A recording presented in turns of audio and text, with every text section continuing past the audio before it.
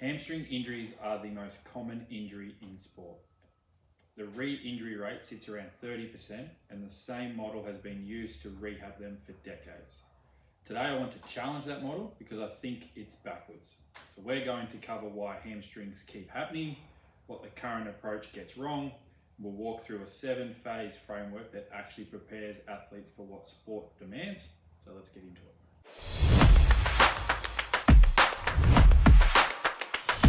So when it comes to the hamstring, why is this something that we see over and over across all sports? Well, it's the most frequently injured muscle in field sports around the world. And what's pretty scary with the hamstring injuries, we see around about that 20 to 30% of hamstring injuries suffer a reoccurrence. So it has, as a result, a big cost to athletes, to teams, due to the games missed because of the hamstring injury.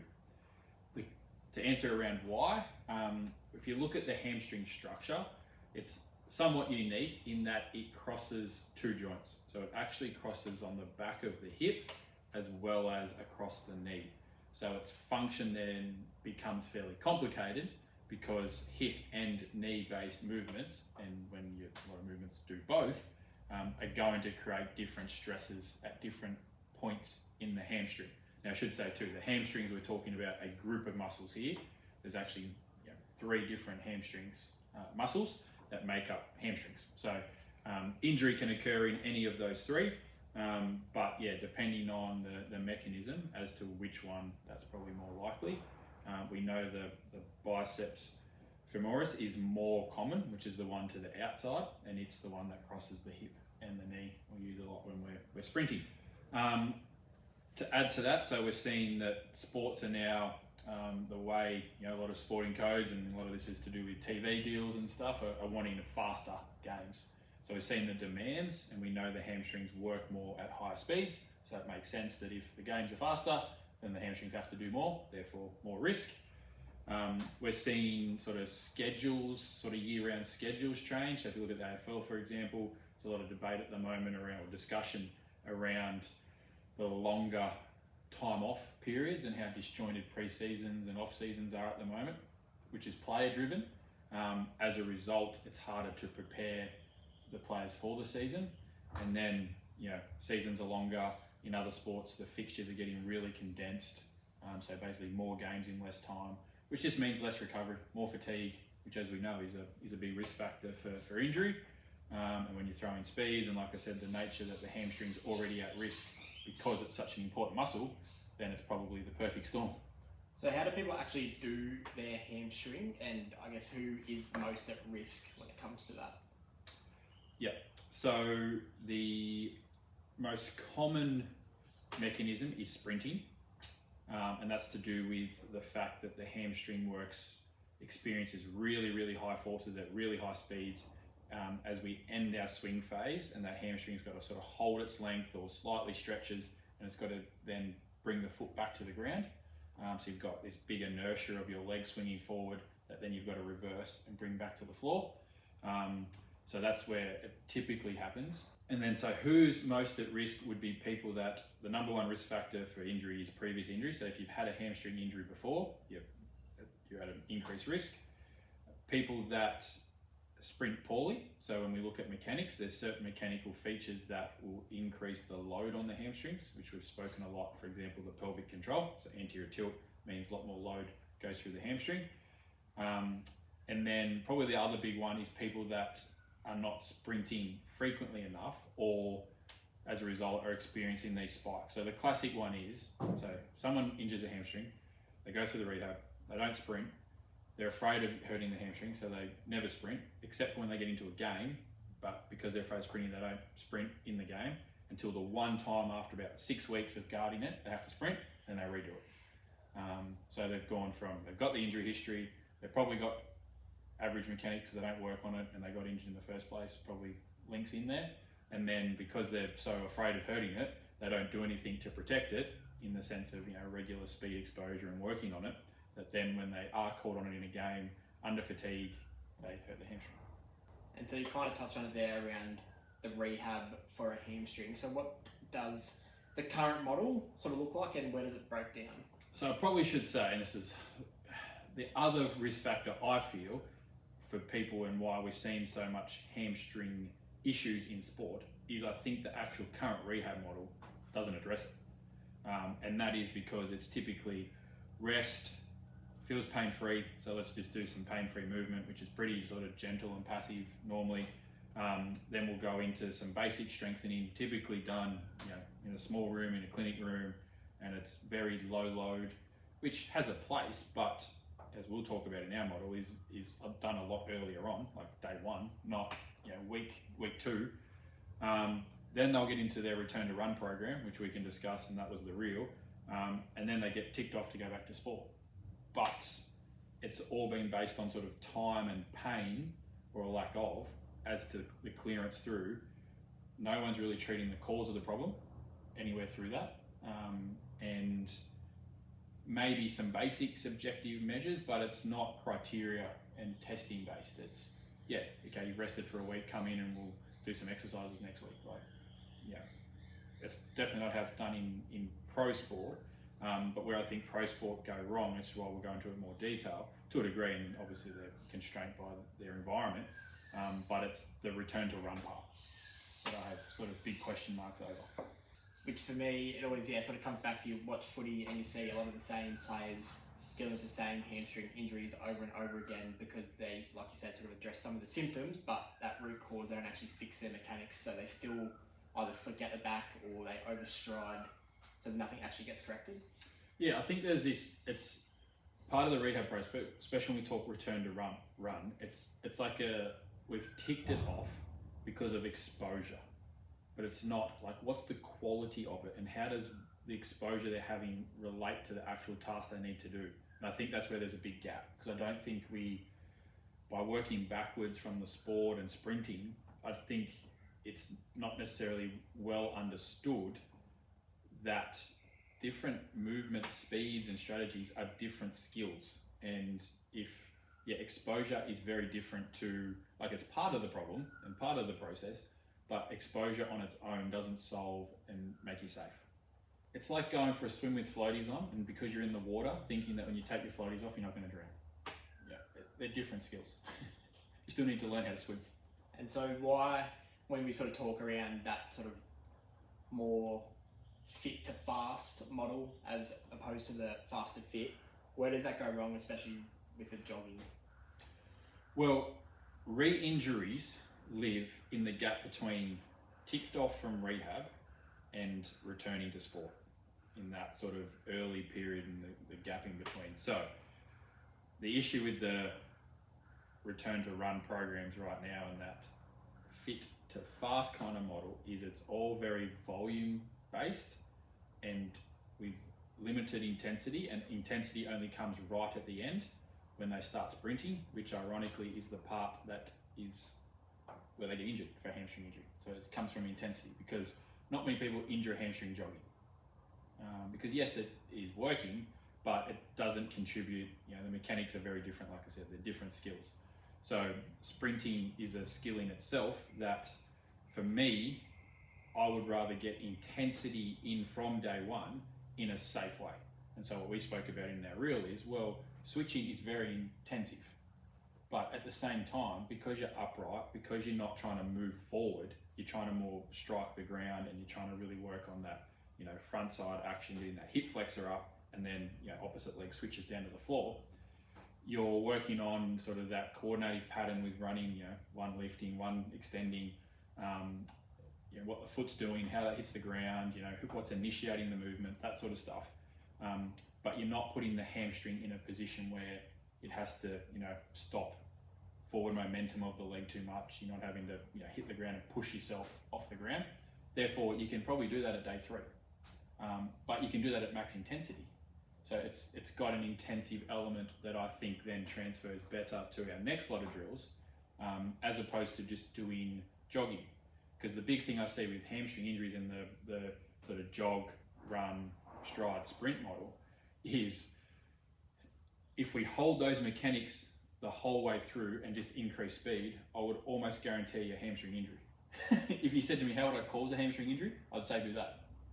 I was like, what I would do is, I'd say, you know how you're jogging right now? Just do that at fast speed. Don't change your technique, because then you will swing out the back, you'll drop down, you'll overstride, you put all this stretch on your hamstring, and you'll pin your hamstring. But that's how we rehab them. Figure that one out. So if we sort of switch gears and go to our 7-phase kind of rehab model that we have, sort of walk us through that, what that looks like. Yeah, and I think this would be sort of similar to other people, you know, that work in the rehab space, in and around how they approach their rehab. But I think, yeah, it's probably as to what goes into it, and I think it's then, yeah, how you how you actually implement it is important. So phase 1, the protect phase. Often this is done by a health practitioner, because they'll hurt their hamstring, present to say like the physio, for example. For us there, if we're working with someone that maybe we're sharing a client, or maybe it's one of our athletes that hurts their hamstring, things like prevent from further damage. Number one, it's obviously pretty sore, pretty vulnerable in those first 48 hours. So we're making sure that we're not doing anything like overstretching it or using it too much. So give it some chance to settle down. But that's not an excuse to do nothing. So the question was, what can you do? Well, with a hamstring injury, you can probably still do upper body. You can probably still do some calf work. You can probably still do maybe a little bit of core work, which I would argue a lot of the things are still important, like calves and core, for example, to actually prevent the reoccurrence. So why not get started day 1, day 2 with that sort of stuff? The principle of that phase 1 type training is to prevent as much deconditioning as possible, because then that's stuff we don't have to try and get back. So it's about maintain and even improve what we can, and then just protect the injury. Phase 2 is a bit more around that local function. So, in this case of a hamstring, how can we get that hamstring starting to work better? So that's where we're looking at range of motion originally. So we can start to do a little bit of stretching type movement. So, like a line on your back, knee bent, just sort of like a kick, gradually just trying to open up that knee angle. So can you sort of actively stretch out the hamstring, some straight leg versions of that. Then we can start to work in some really basic strengthening work. And then as that progresses, we pretty quickly get into some long position, things like isometric holds. And that's more focusing on not only just getting the strength at long length, but we're starting to then look at creating some structural changes in the hamstring, like fascicle length, that we know helps prevent further hamstring injury. With the ISO holds, what kind of sort of time would you be looking for? Is it sort of short bursts, sort of a bit more longer holds? Yep, it's probably a little bit sort of like a shorter to long to start with. So like, can you tolerate 10 seconds double leg? Yep, cool, let's go to 15, let's go to 20 seconds. And then either we might load it and start to shorten down double leg, just so that they can get ready to go to one leg. And then same sort of principle, might start a bit shorter as the capacity, they can hold for longer and they can handle that, build back up. And then as we start to build the intensity, so like go from body weight to maybe a 10 kilo plate on their hips or something, we might start to do more reps, but bring the time of the hold down. So so phase 2, I'm more thinking about muscle. So I guess a little bit that bodybuilding mindset around how do the injured area, let's just get some sort of local strength and control and range of motion back. But that's where phase 3 is very much more movement over muscle. So for the hamstring, what is the hip and the knee doing? How does the pelvic control start to factor into that?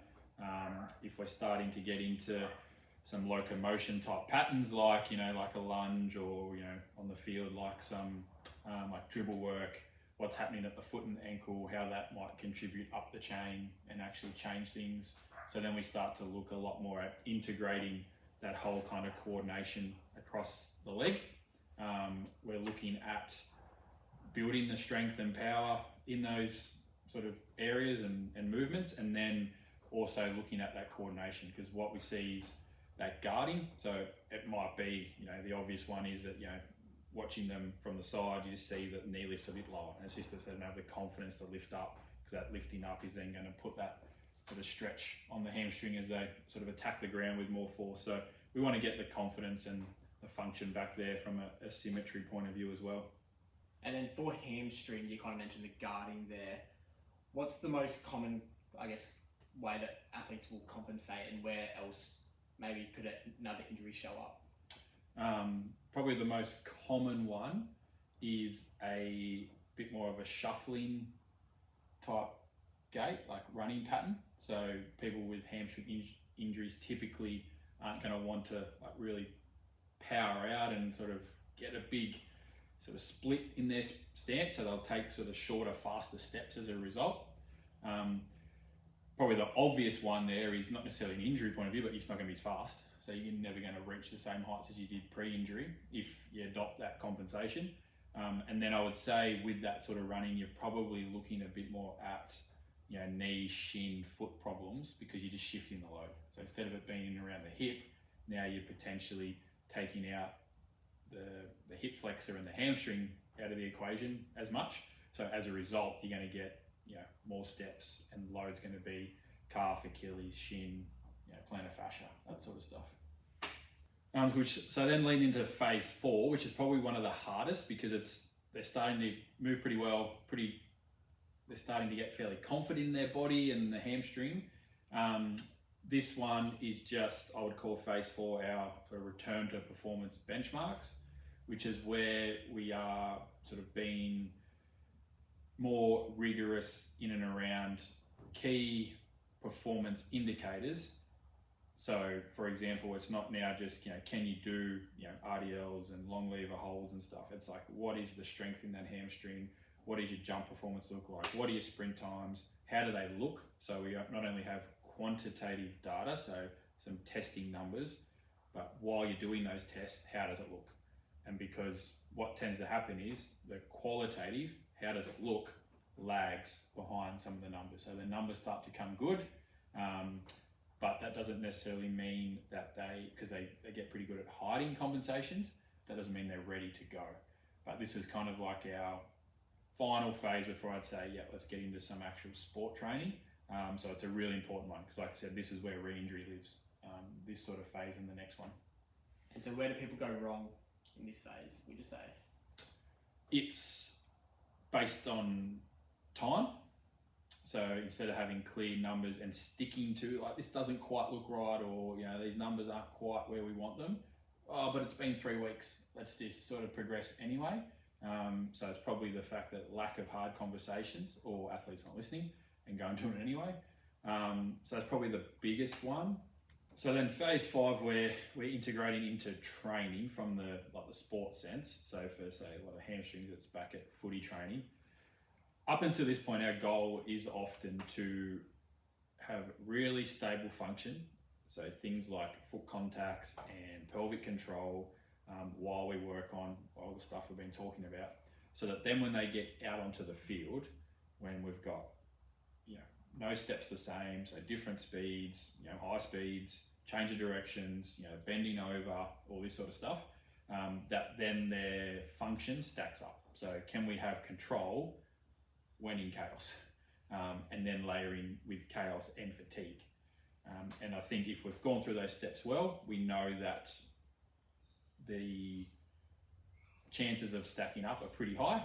But while their athletes doing that, there's an element of our training that we keep fairly consistent. And then a lot of our accessory drills now are focused on how do we create some variation in and around that. And that's where things like the aqua bags and some of our core type training is around how can I create variation, instability, and can you stabilize where we want to see stability. And then knowing that sometimes everything looks good to a point where we throw in some variability, and now we find something that, oh, hang on, that doesn't quite look right. When we put you in this position, you struggle. And the reason why that's important, so I've had 2 hamstring injuries in my footy career, and funny enough, neither were from sprinting. One was from a ground ball sort of over the boundary where I got pushed in the back. So sort of was in a lunge position, about to pick up the ball, sort of went out, and I got pushed forward, which created that stretch, which was more the hip. And then the other one was actually bumping someone, just bracing and trying to power through. So that's where variation. So once you're susceptible, it might be the thing that you haven't necessarily done much of, that you still need to have a whole variety of stimulus. So part of that phase is getting back into training, doing a variety of drills, and making sure that it's not just cleared the run, sprinted, felt good, trained Thursday night, play that weekend, because it's more to that. Like the sport has so many different movements thrown into it that we want to have probably a good full week of training, have the weekend off, and then complete the next week of training to go into that game. Which I think is why the mechanics is so important, because once fatigue sets in, people just tend to revert back to their old mechanics and what they know, which obviously puts them at high risk. So absolutely, kind of leads into phase 6, our return to competition. Yeah, so it's probably then, if we've done everything well, physically they're ready. Mentally, it's probably the big question mark at this point, which again, if we've done everything well, we've gotten to this point, but that's probably the conversation around, if you're going to be cleared to play, like I just said with training, did you get through enough training sessions in the sport, because they're probably ticked off and feel pretty comfortable with our sessions, to have you feeling confident that when you get out in the game, come out, the back end of second quarter, second half of the second quarter, going into half time, and you're pretty tired, coming out after half time, and then obviously late in the game in the fourth quarter, do you feel like you're confident that it's going to stack up? It's the classic grand final time, when people sort of rush back and they're not necessarily 100% confident and they know it's that risk. And yet we take that same risk almost every time we return from an injury in round 3, when we've got time to just make sure we get that confidence, and sometimes that extra week makes a big difference. And then it's probably the load management piece in and around this phase. So with games either happening now or about to happen, it's and you're back into full training, how do you then put all the pieces together? And that's where, so it's probably a bit more of a recovery piece as much as like training at this point. So make sure that you've done all this work to get to where you are, how you're balancing out your rest days, and particularly in and around high intensity activities, and how you prepare to give yourself the best chance to be playing at your best. And then once they're sort of back competing, what's the ongoing management look like? Because it doesn't just sort of stop there. Yeah, so what we see is, like you said, with even in the acute phase, but then long term even more so, that there'll be gradual returns to your baseline, which is potentially what got you injured in the first place. So we want to keep an eye on monitoring function from a output standpoint, from a symmetry standpoint, something as simple as mobility, like that local strength. And it's not, we talk about how much sometimes easier rehab conversations are with prospective people because of the pain point. So it's just making sure that you get to a point where you're back, you don't drop off all your other things. Like that's got to be your minimum now, that you just keep doing that. And it's probably going to be with you to a degree for the rest of your life. But definitely during your playing days, you've got to just keep consistent with all the strengthening work, your proper gym program, your sprint exposure, or your recovery. That's just what it takes to be a healthy, successful athlete.